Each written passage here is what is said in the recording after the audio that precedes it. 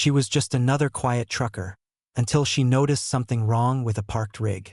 Two men. No plates. A military-grade shipment. She didn't have backup or a badge. Just her instincts. What would you do if the CIA turned their back? And the only way to stop a weapons deal was with cones, radios, and fellow truckers. The engine rattled with a faint but persistent knock, just loud enough to crawl under Red Morgan's skin.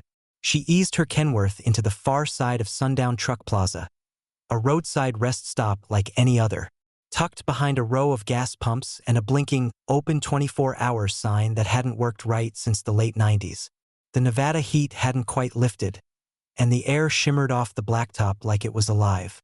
Red, Rebecca to almost no one anymore, cut the engine and let the quiet settle in.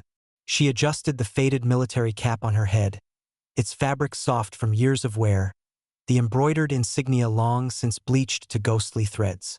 Without it, she looked younger, softer. She didn't like that. Sliding down from the cab, her boots hit the pavement with practiced weight. Every move she made was controlled, deliberate, like a soldier on unfamiliar terrain. She scanned the lot. 6 rigs parked. 3 motorhomes. 1 silver SUV near the edge of the property, facing away from the store.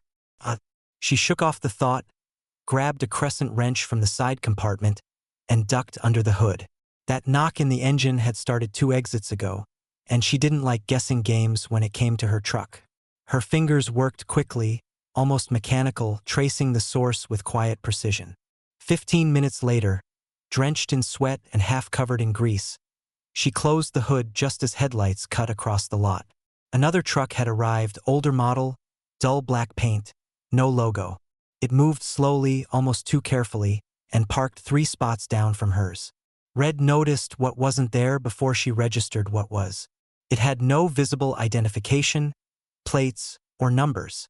And the driver and passenger, 2 stocky men in work jackets despite the heat, spoke briefly in a language that caught her ear. It sounded Eastern European, something short and coded. Her body didn't tense. Years of training had taught her to hide reaction, but something in her chest coiled tight. They exited the cab, walked around to the rear, and one of them ducked under the trailer. A few minutes later, they walked into the store without a glance toward her. Red stood still a moment longer, then moved. She strolled past the suspicious rig, her eyes flicking over it. What she saw made the hairs on the back of her neck stand up. The undercarriage was clean, too clean. There were weld marks in places they didn't belong. She recognized the shape of a shielded compartment beneath the floor, a method used to transport tech, weapons, or cash without triggering scans. A method she'd personally signed off on during her CIA years. A low hum filled her ears, a memory from her last mission. A botched raid overseas. A family caught in crossfire. A young girl she couldn't forget. Red walked past the truck and into the store, her demeanor unchanged.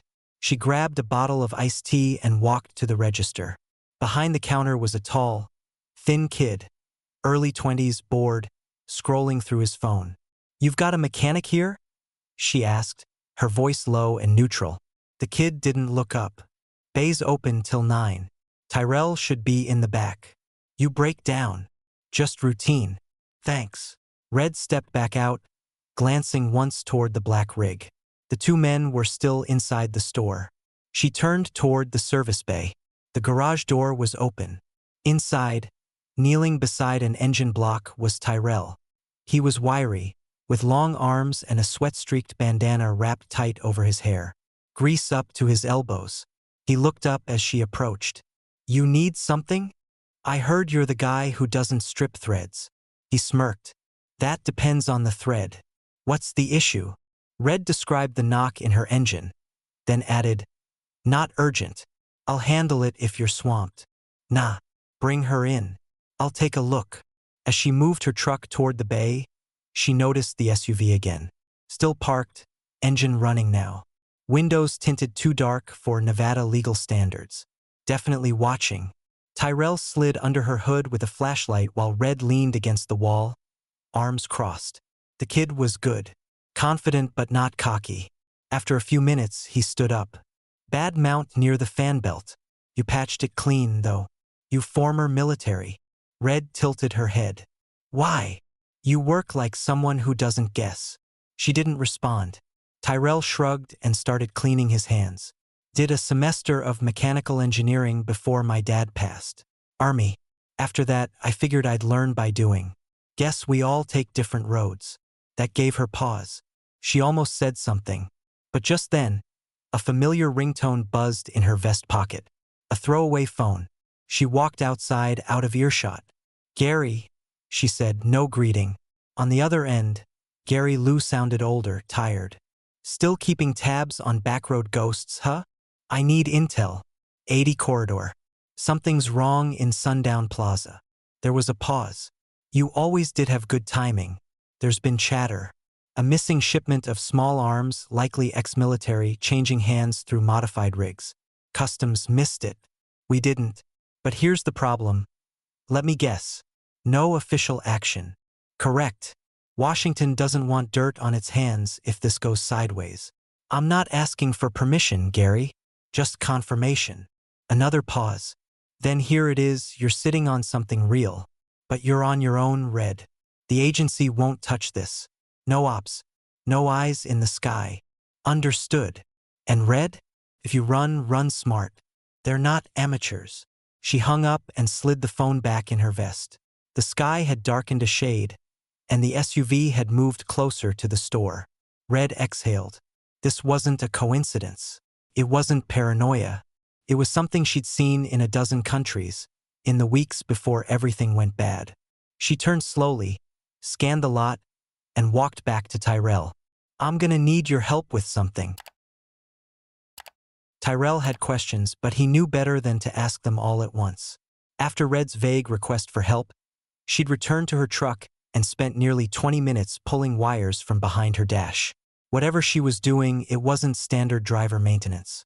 Tyrell had worked with paranoid haulers before, guys who rigged CB jammers or installed extra GPS trackers, but this was different.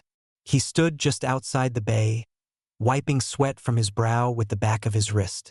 The sun had dipped behind a cloud bank, and the plaza lights were starting to flicker on, casting long amber shadows across the lot. The suspicious black rig remained untouched. The SUV hadn't moved again, but something about the whole place felt coiled, like a spring waiting to snap. Tyrell was about to head back inside when he heard the low rumble of an approaching semi. The sound wasn't unusual, but this one had a particular growl, a throatier pitch, customized muffler maybe. He glanced toward the entrance. A maroon Peterbilt rolled in slow and deliberate.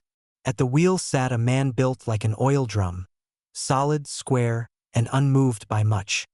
His face was all hard edges, framed by a salt and pepper beard. When he parked, he didn't cut the engine right away, just sat there for a moment, staring across the lot toward the black rig. Then he climbed out, boots hitting the pavement with weight and memory. Charles Alvarez didn't speak to anyone as he made his way to the fuel station.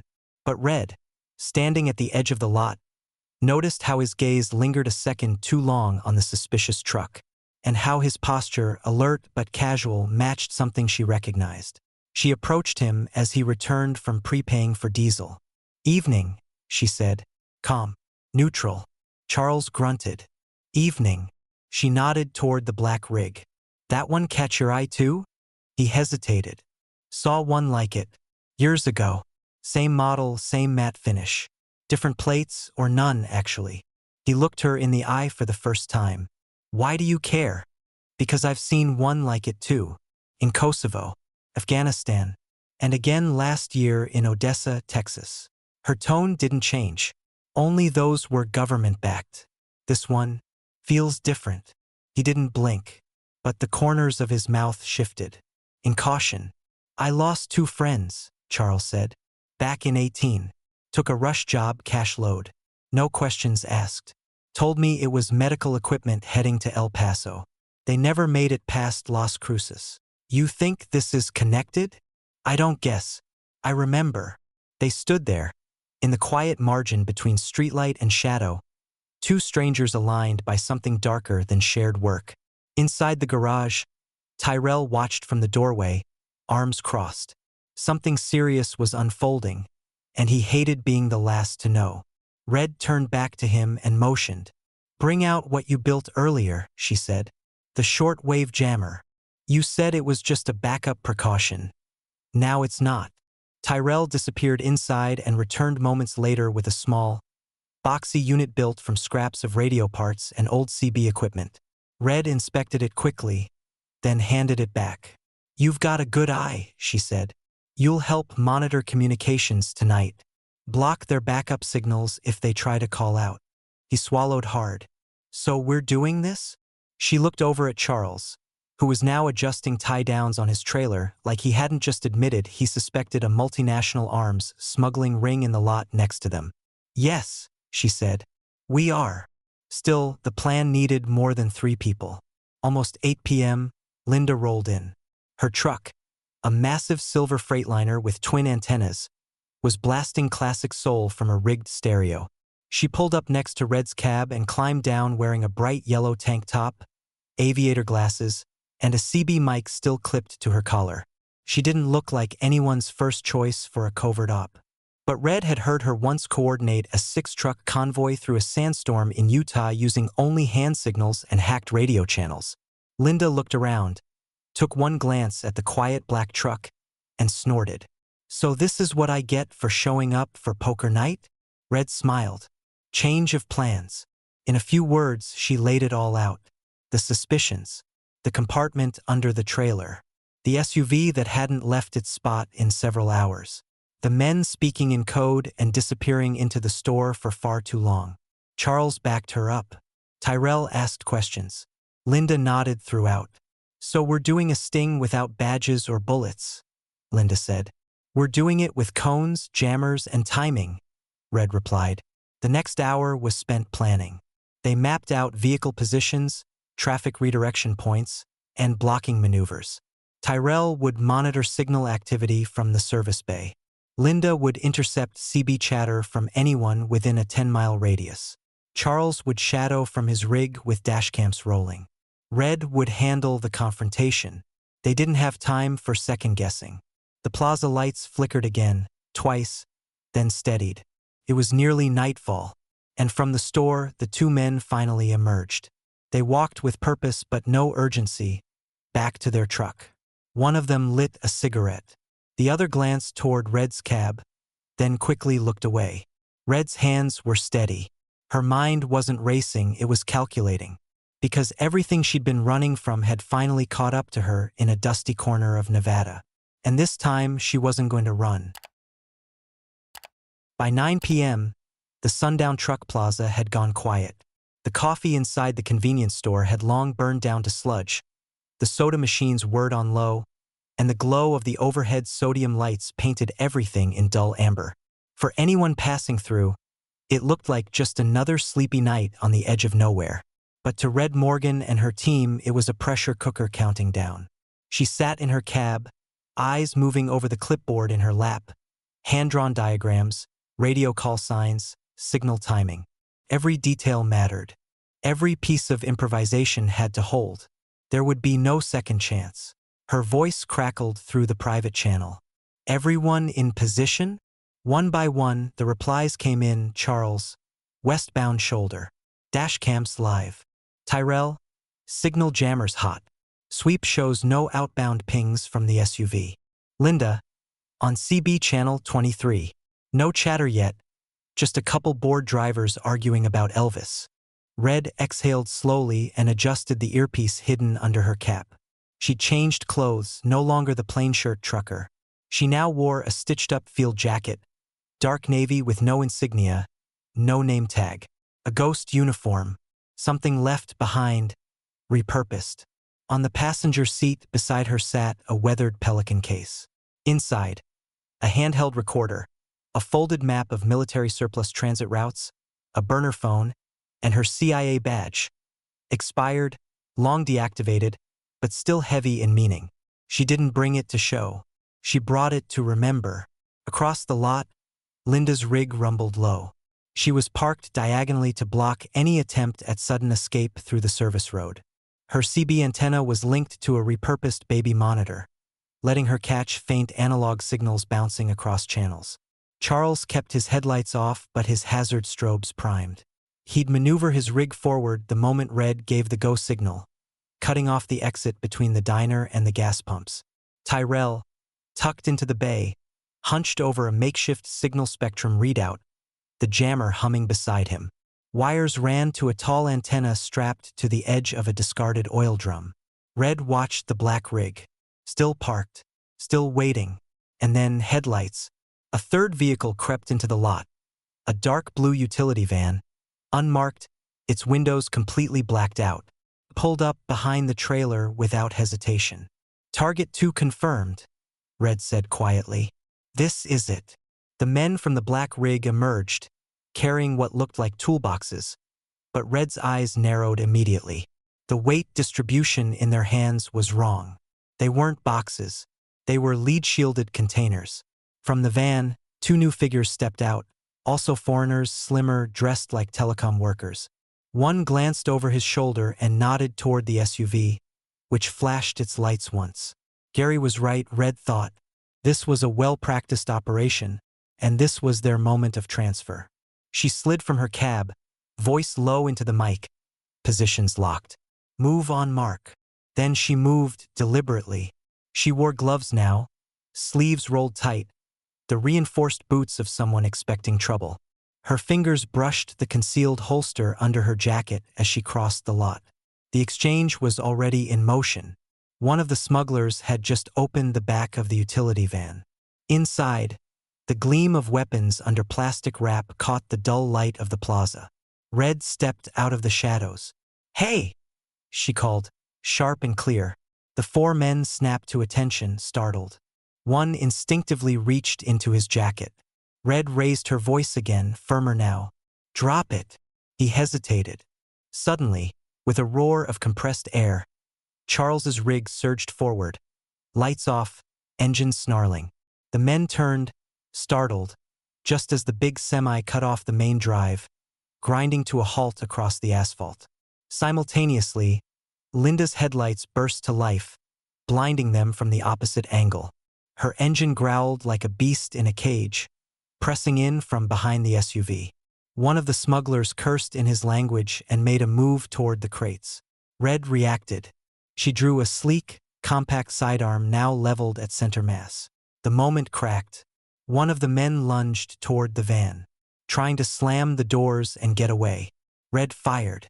One shot. Tire. Boom, rubber exploded. The van rocked violently as the front passenger side dipped from the blast. The man stumbled. Tyrell's signal jammer kicked on full force, cutting their comms, phones, radios, everything. Red advanced. "On your knees. Now." They didn't listen. Another man darted for the SUV, shouting something guttural. But Linda had anticipated it. Her rig swerved. A screech of brakes and tires as the massive trailer blocked the exit with just inches to spare. Trapped. 2 of the men finally dropped to their knees, hands up. One still stood frozen, his eyes darting behind Red, looking for an opening. She saw it coming. A second man rushed her from the left, fast and wide. Red pivoted hard and kicked straight into his leg, catching his knee sideways. He collapsed with a shout. Charles climbed down from his cab, wielding a crowbar he hadn't used in years. He didn't need to swing it. His presence was enough. "One more step," he warned, "and I'll show you what we do to ghosts on the road." The 4th man, panting, hesitated, then slowly raised his hands. The crates lay between them all now. Red kicked one open, revealing the payload: military-grade rifles, optics, crates of ammo labeled in Cyrillic. Red holstered her weapon, then pulled out her phone and raised it for them all to see. A small red light blinked in the corner of the screen. "Live uplink," she said flatly. "Secure server. With location metadata. You try to run. This footage hits every federal inbox by morning." The smugglers stared back, breathless.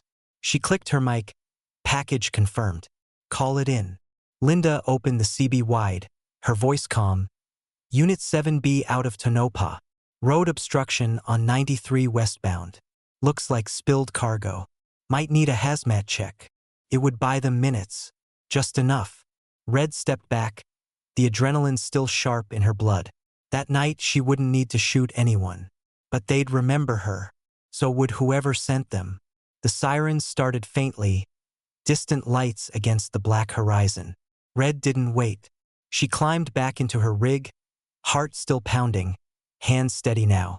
She pulled the gearshift down, turned the wheel, and rolled out the way she came. Just a quiet engine, a clear conscience, and the open highway ahead.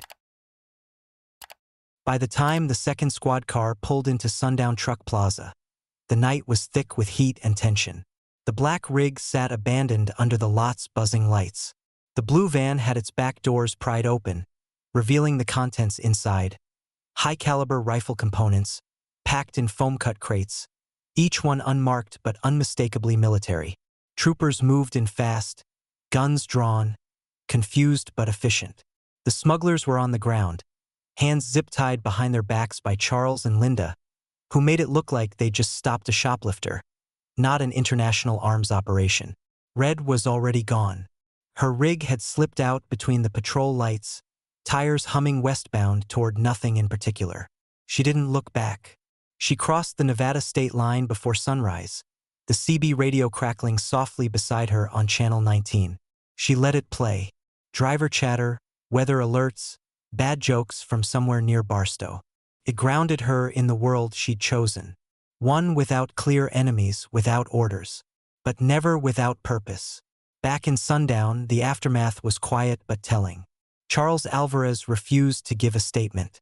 He handed over a small USB drive to the lead trooper and simply said, "Make sure this gets to Homeland Security, and tell them it came from the desert." That's all. The officer tried to press for more, but Charles had already walked away, climbing back into his cab. He didn't owe anyone an explanation. 2 days later, parked at a rest stop near Flagstaff, Charles received an anonymous text with only coordinates. He hesitated, then followed the pin location hours later to an impound yard deep in Arizona. What he found made his throat close. A rusted-out trailer. The same one from the 2018 job that took his friends.